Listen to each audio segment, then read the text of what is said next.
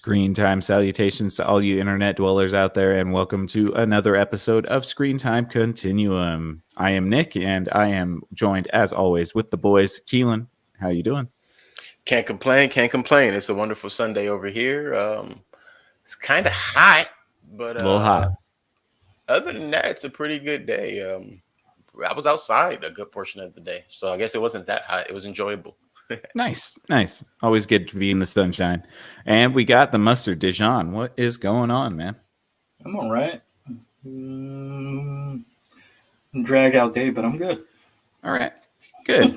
It is Sunday, so everybody's chilling, getting ready for the work week again, all of that good stuff. So we hope that you guys are having a wonderful evening, or whenever you're listening to this. We very much appreciate you. Tonight we're going to be talking about the 5th episode of Westworld. We are going slowly but surely through the first season of Westworld, and every time it's my turn to pick, we do an episode. So this is episode 5, and I totally forgot the title of it, guys. Can anybody know? El Contrapaso. Okay. El Contrapaso. Sounds good. I'm going to take your word for it because I totally forgot to look. But yeah, we're midway through the season, and so I think that we're working with a lot more knowledge than we had in the first couple episodes. Still some things that are trying to be fleshed out, some things that still remain a mystery, but are probably being more illuminated. But again, I've seen this before. So really this is about what Keelan and Dijon think and what their thoughts are. So let's go to them. Keelan, first impressions? You got any first impressions? First impressions, episode 5, Westworld. Oh man, it was another episode of Westworld. I mean, at this point, that is a valid description, I think. It was another episode of Westworld for sure. I like that we were given hope in this episode. I really feel like we were given immense amounts of hope. And when I say hope, I don't mean like a joyous occasion type hope where, just because you thought it was going to happen, it's going to happen. I just mean, okay, we're going to get some things coming full circle soon. Yes, absolutely. Yeah, you do get kind of teased out a little bit more about some of the mysteries surrounding Dolores, a little bit of mystery surrounding Ford and the Man in Black. And so I think a little step by step, you're getting a little bit more stuff to work with, at least to theorize for. But Dijon, what did you think episode 5? I agree. It started off a bit slow for me, and I was just like, all right, let's pick up. As soon as they get to that town, it definitely picked up for me. Well, I guess it picked up for me when I seen that dude doing some robot action behind closed doors. Oh yeah, wow. the butcher. You knew guy, what was going on. Yeah, you knew it had to be going on somewhere. Oh yeah. There's no way that you have the two guys who are always bickering and arguing when they're supposed to be cleaning out a host, and you don't have somebody over there adding a couple of specimen samples to it. Yeah. I mean, that even didn't cross my mind, to tell you the truth. But I was just like, now it hit. I was like, whoa, okay. I'm like, I honestly thought that's where the first two, when we first landed on them way back when, I thought that was going to go somewhat that way. I wasn't quite sure how weird those two were, but I think that's going to get a lot weirder. Oh yeah. Yeah, for sure. But towards the end of the episode, I agree with you, Keelan. Things start to come in a full circle, in a sense. Well, not full circle, but things are starting to creep up, because I'm seeing there's only 10 episodes per season. So this is like the mid-season, whatever they call that. But it starts to pick up. I was like, all right, this we get Anthony Hawkins' character come in, and he's having that conversation with the Man in Black, like, bitch, please, who the fuck do you think you are? And kind of give us this idea, like, the Man in Black had something to do with what's the other dude's name? Arnold. And this dude has, I don't know, he's like some type of lawyer or something, or investor. I have no idea, but evidently he knew something of what was going on, and he wants to know even more so. So it seems like, all the eyes are on, Arnold and what he left behind, what's going on. And what does he mean by he wanted to destroy this place? He wanted to take this Right. place with him. Or, did Anthony Hawkins' character kill him, or et cetera, et cetera, Right. such and Right. such. Right. But Yeah. yeah, it's getting interesting. It's starting to, flare up, and it's more so, and I'm liking it. Yeah. I think you guys are right on the money there. This is giving you a little bit more to work with, a little bit, because it teases out the mysteries, and then it takes up until now for you to actually get some substantial information that could actually help you kind of craft the theories of what could be going on. I will say this episode is I saw a 300% increase in penis. So, so that was the thing. This one had a lot of flaccid penises. I had to tell you that shit came into a story my wife shared with me about something that happened at work. I said, "Oh, Oh, geez. But yeah, Art so imitates life.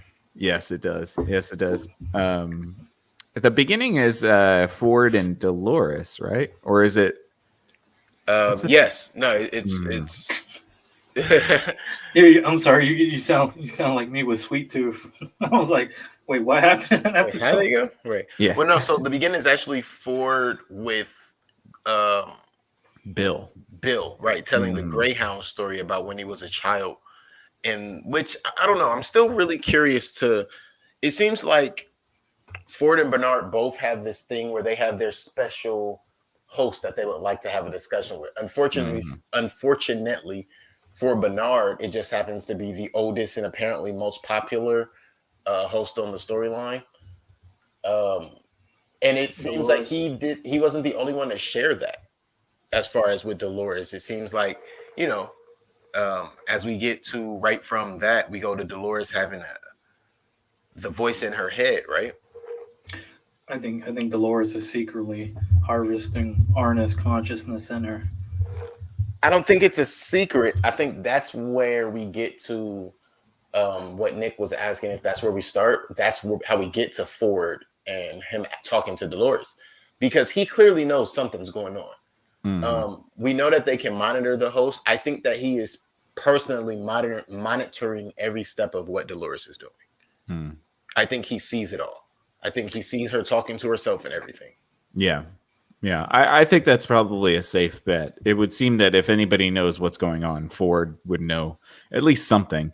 And yeah, obviously Dolores is doing some pretty wacky stuff. So yeah, I mean, it would make sense that he would want to go visit and kind of run her diagnostics and see what the heck is going on with her. For sure. Yeah. I did. We mentioned the town pariah. I did like that set piece. I thought that was really cool. As we've talked about in the prior episodes, like, the concept of going further out from the town and it being much more dangerous. I think that this episode kind of illustrates a little bit of what that could be like. Yeah, because the host can actually beat you up. Oh yeah, beat you up, and you're dealing with lots of explosives and lots of banana slugs. Lots of banana slugs. Yeah, lots of orgies going on and all that stuff. That was like the whole second half of the episode. I also like that the fact that I forget his character's name, the one that's with Dolores right now, William.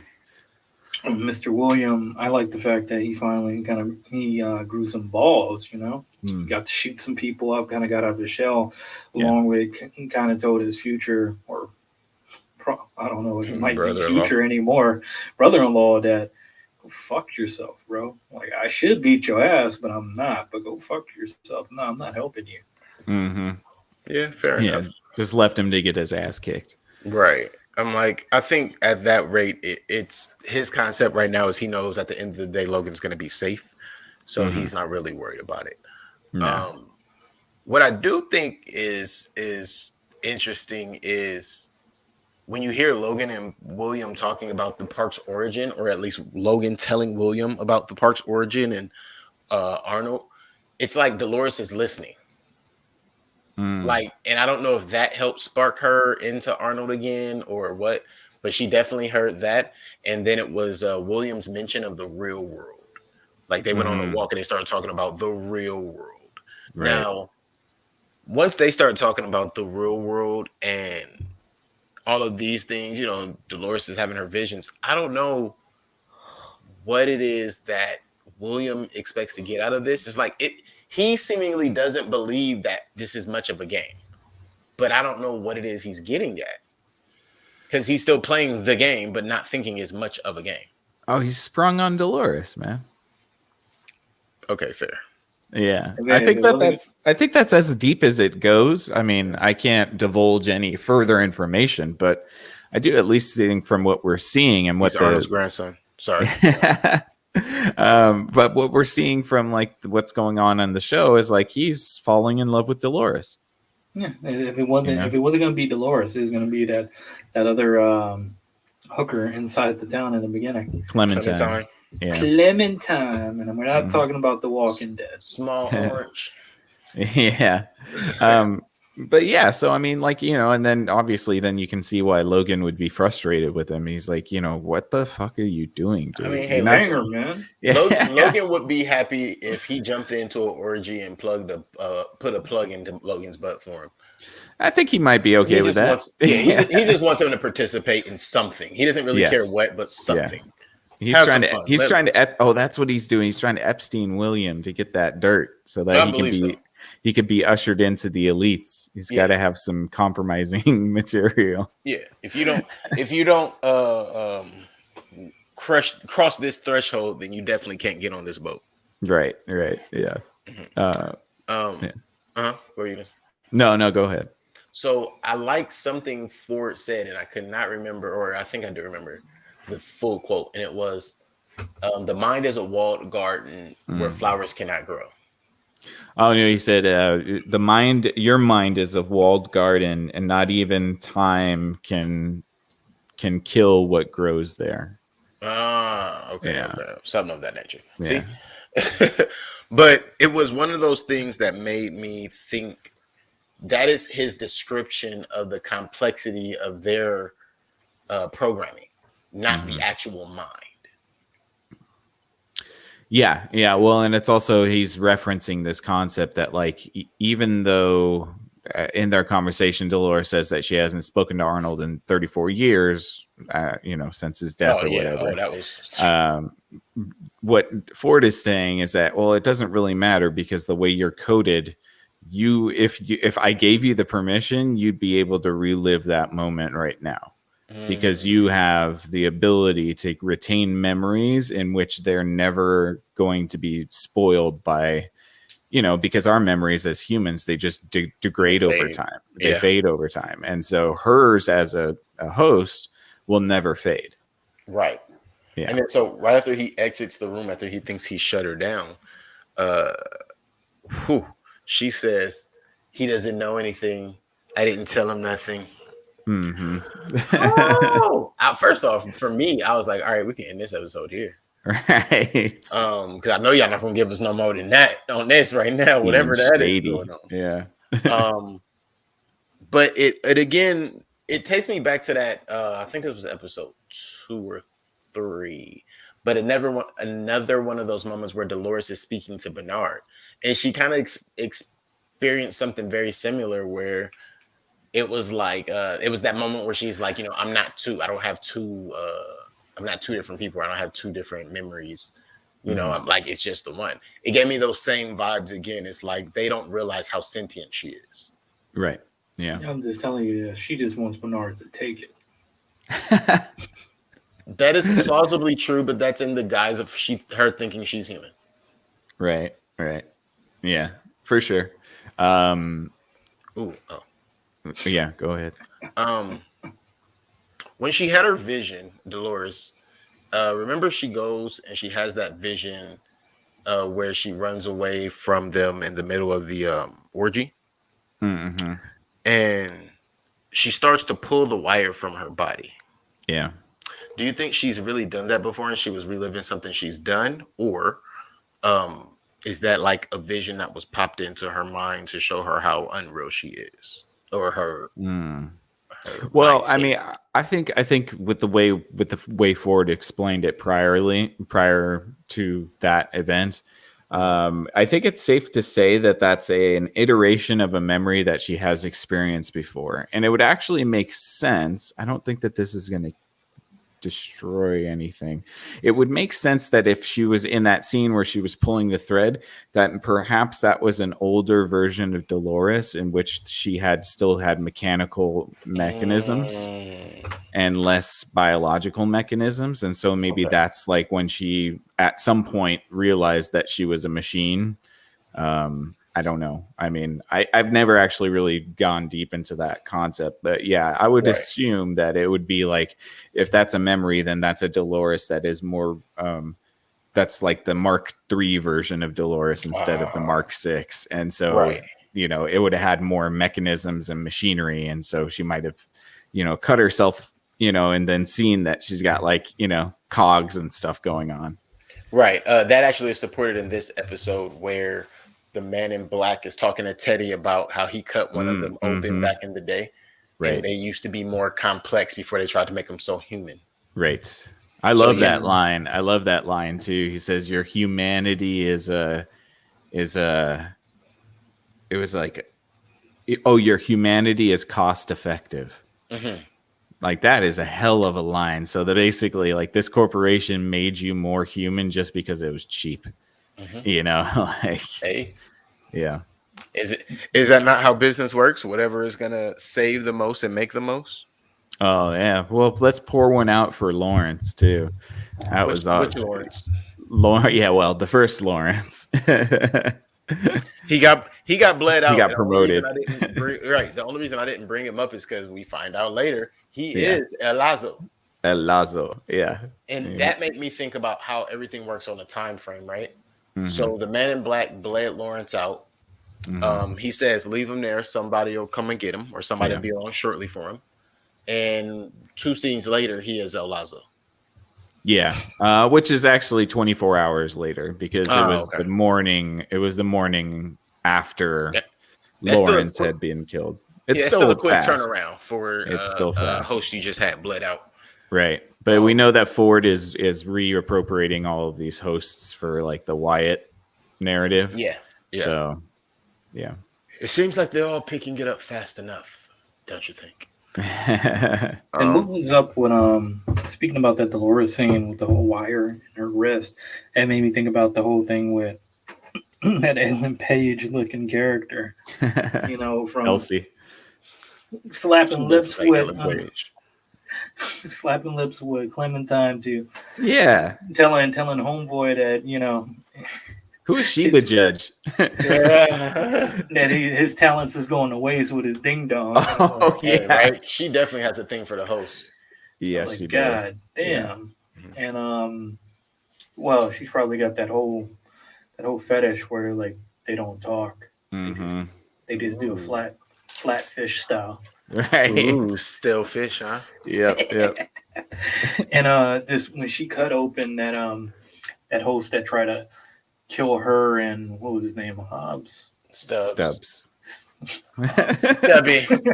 Well, Stubbs. The other Hemsworth. Now we know why she's not with Stubbs. Yeah. He talks too much. Oh, I thought we were gonna all catch it. No talent. No talent. Yeah. What? Damn. That's so cold. And the whole thing about Stubbs. I didn't name him. That's true. I bet you it was that Lisa chick who named him. And that whole satellite thing she took out and she ended up giving Bernard. I was like, at first I thought that was going to be like a connection to that. I was like, or is it? I don't know. We'll see. Unless this dude, that dude was like an older model as well, like close to Dolores' age, or possibly like is all these people that like the man in black is butchering, scalping, et cetera, and these people are kind of malfunctioning, are these older models, Yeah, and it does seem like there's some sort of shenanigans happening with the data that's being sent out. So yeah, I mean that'll be interesting to figure out as well. But who do you guys think planted the uplink, the satellite uplink in the Stray?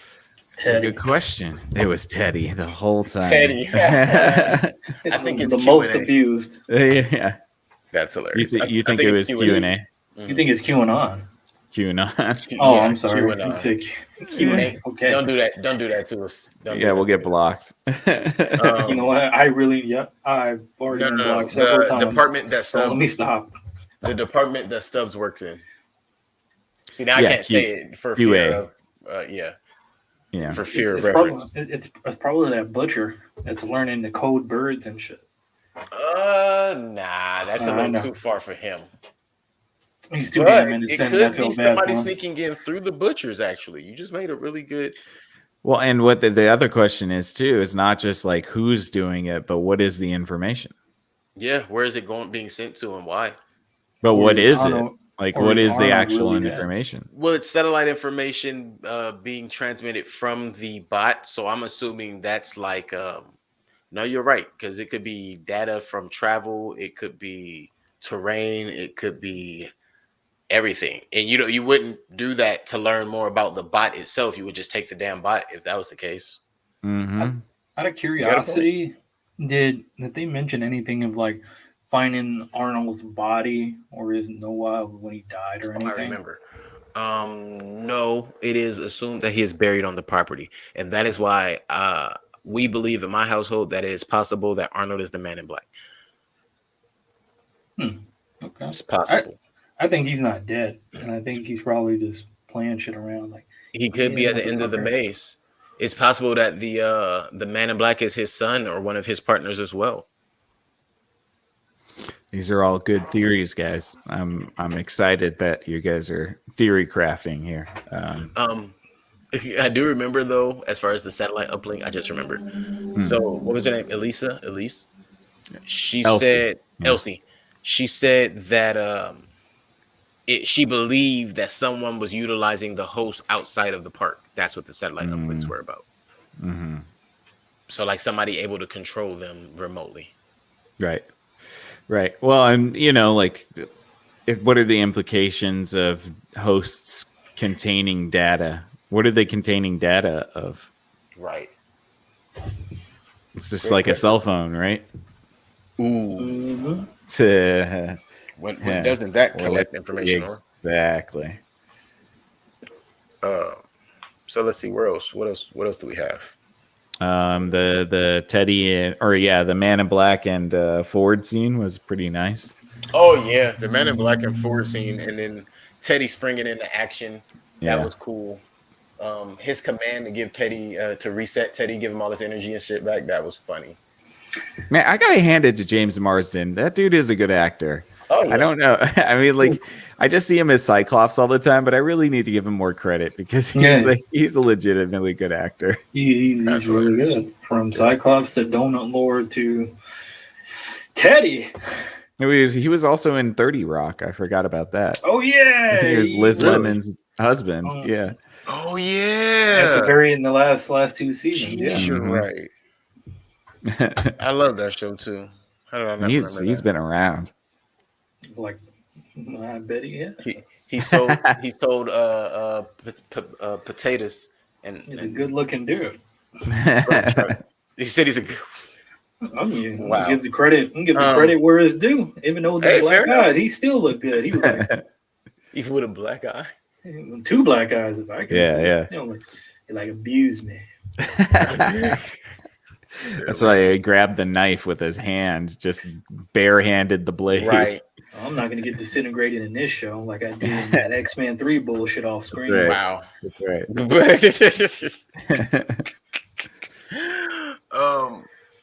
So where were we? So yeah, their whole meeting was really cool, but it didn't give me as much as I thought it would. It really only gave me the understanding that Ford is a douchebag. Yeah. And the rest of the world knows it. Oh yeah.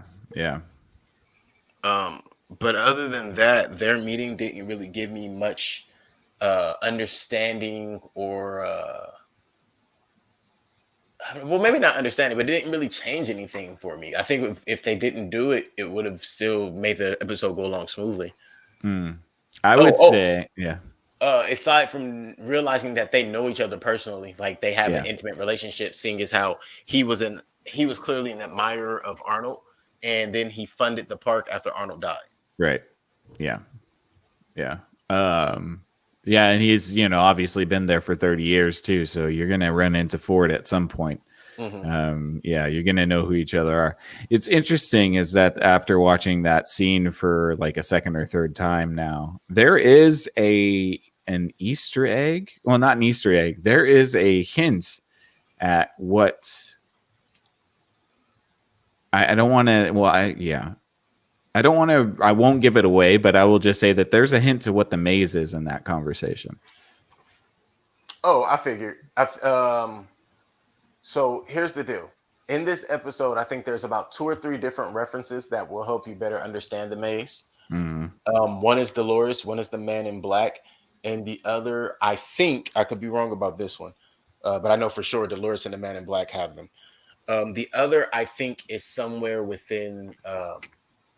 not the whole Elise thing, but whatever it is that Bernard is trying to figure out. I think Bernard is trying to figure out what it is too, and that's why he wants to keep so much under wraps.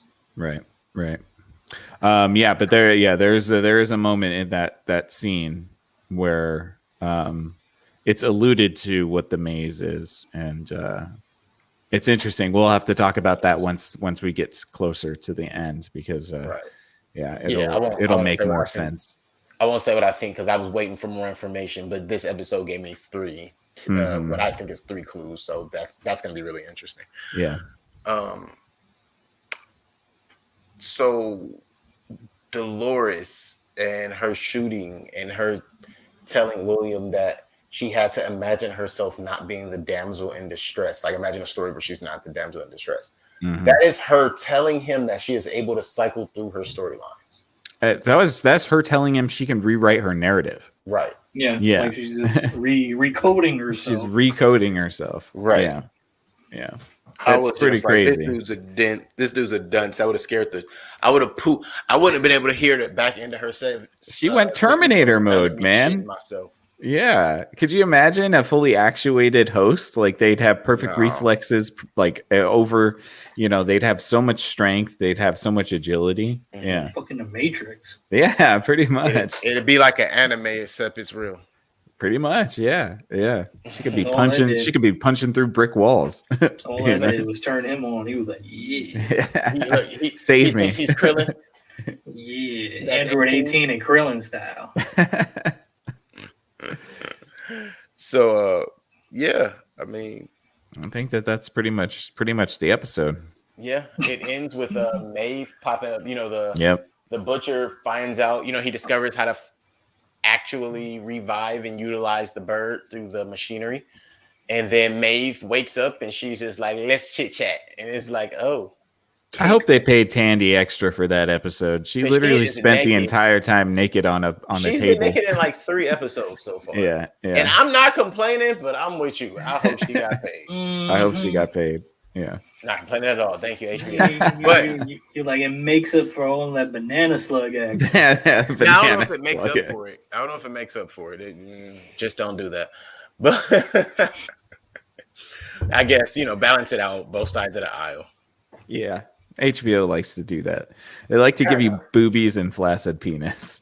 Like that's their thing. Floppy dicks. Hey, HBO, I heard a rumor out there that even women are interested in seeing that. So I think that's a fair estimation. I don't think I've ever seen or heard a woman be like, "Oh, look at that flaccid penis."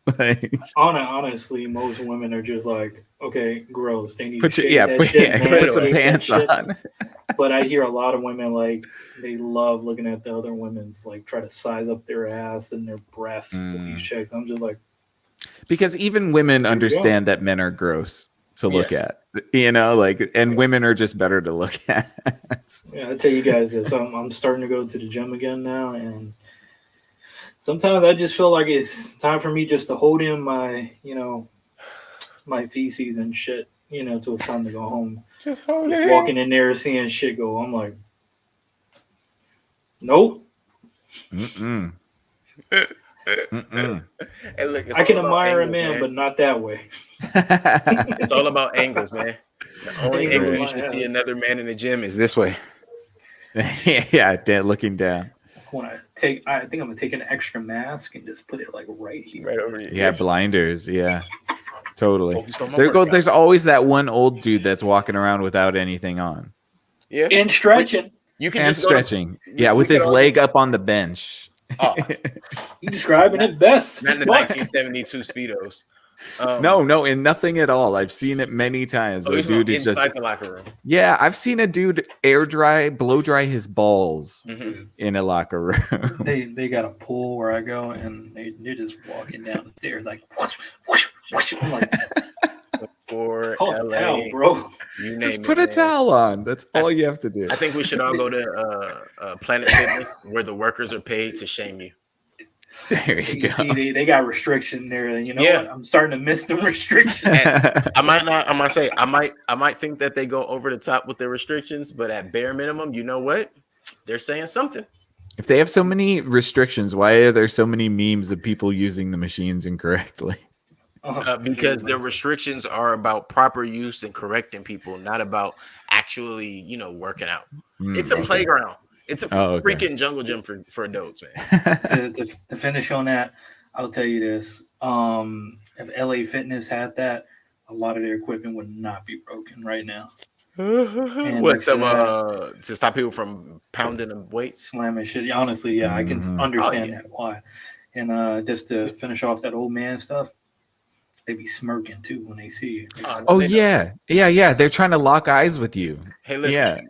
There's a in one of my jobs that I had, we used to have to run off people who decided to get naked in public restrooms. And these people, of course, they were maybe not trying to be inappropriate, but it was a public facility. They're being inappropriate. They know. No, 1,000%. But you don't really know what their intent is. Of course. At the end of the day, this is how we started looking at it. And I don't care who it was. It could be a 2-second. It could be 2 hours. I don't care. If you're doing it in public, you want the attention. And you run the risk of a child seeing. And that's why What you're the hell? effing nasty, because you know that you're in public and anybody can walk in. They're all doing it for the thrill. Point blank. Yep. Like, yeah, for sure. But all I can say, it's like dropping water balloons from the apartment. Huh? Yeah. I'm gonna rephrase this. All I can say, HBO is doing it right. Oh, HBO always tries to give us an even balance, and that's where it all kind of works out. Yeah, totally. I think Westworld life doesn't give us a balance, but HBO, thank you. I think with Westworld, I think we're safe. At least we won't be seeing like somebody wiener getting cut off and mailed to them, like in Game of Thrones. That is true. This is still HBO, so I need you not to assume anything. Right, Nick? Will we see that? No, I think you will. I think you'll be out? free from penis detachment. I think you'll be okay. Hey, wait. Penis detachment or an episode that's similar to the Aaron Mackey Black Mirror? Okay, I'll answer that on air. We'll answer that later. Yeah. Okay. All right. You can, if you're gonna do that, I would say just take yourself back to The Boys season 2, to the asylum. Oh. I'll take that twice. I'll take that twice over. I'm good. Give me season 3. Less of that. It was more necessary.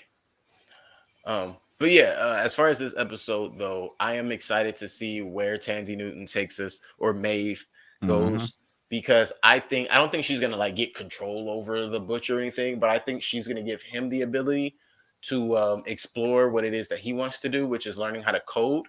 And because of that, she's going to learn more about what she is. And that in turn is going to help Dolores when they find out that they can transfer information like a hive mind. Yeah. Well, we shall see. I think that it's going to be fun to really get a good, like, long conversation once all of these episodes are over.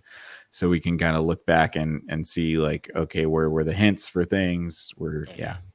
But until then, thank you guys so much for listening. Do y'all have anything else you wanted to add before we wrap up? This shit's getting crazy. It is getting crazy.